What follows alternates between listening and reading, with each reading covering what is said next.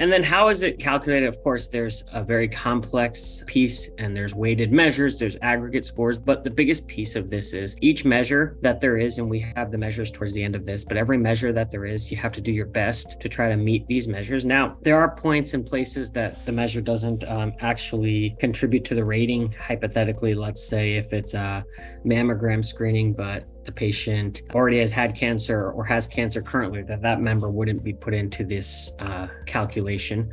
But the key things is quality standards, member experience and satisfaction, and of course, Part D in terms of pharmacy and drugs. Before I got into fee for value, I used to hear and see this, and it sounded very theoretical to me because it's like, what doctor actually has the time to find out this information? So how do you, that's what you do, right?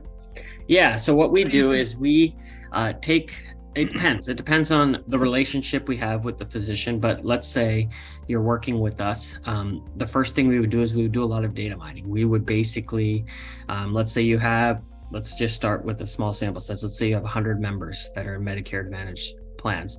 We would look at those records and we would dig through those records, and we built a system that we're able to develop a 1 or 2 page tool that you can use when you're seeing your patients. So that way you don't have to worry about, oh man, did I do this? Did I do that? Did I do this? We would put this form in front of you. We would give you this tool that you could use that would be able to help you know what Mary Smith needs, what screenings Mary Smith needs, what measures Mary Smith is missing on.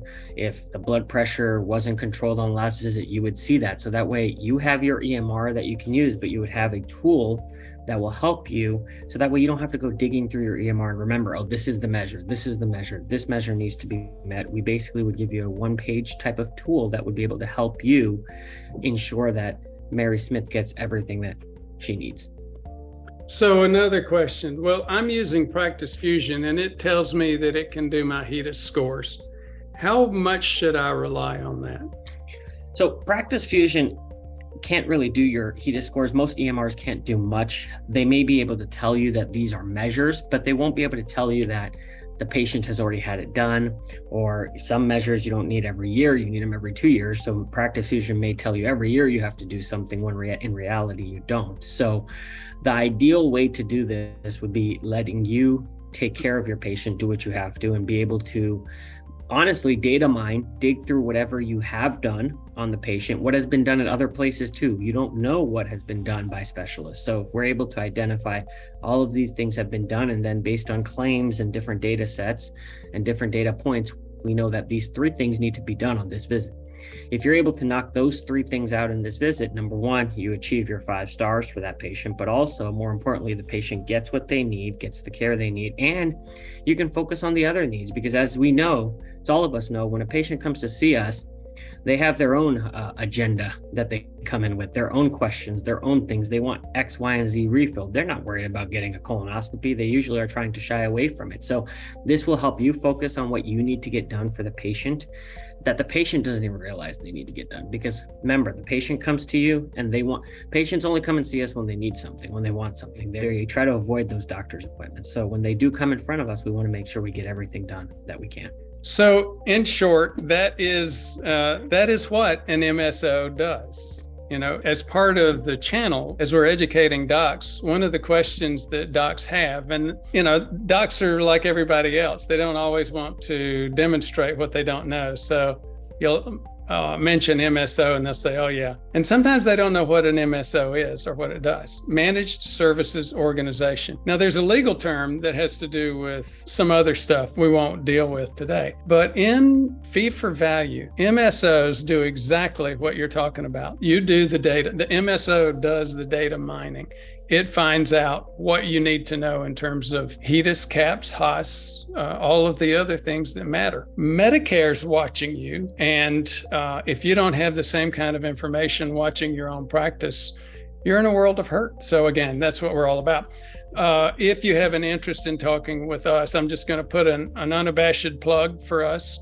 Call us at 859-721-1414. That's 859-721-1414 and ask for Michelle or Jesus. So any other comments before we get to the next topics? I think the most important part of this whole idea behind why CMS put this into place was to, number one, help ensure patients get these screenings, but also whenever you're buying something on Amazon, right, most people will look at the reviews.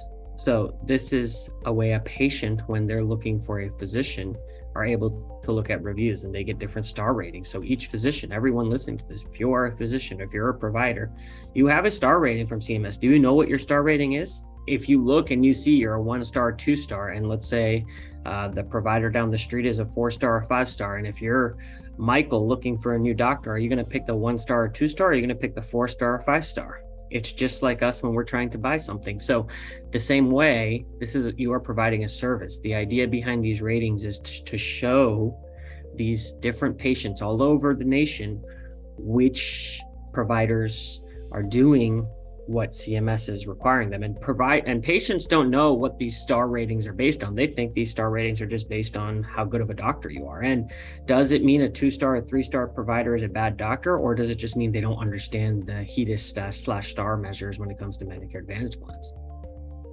So I'm working with a public company right now.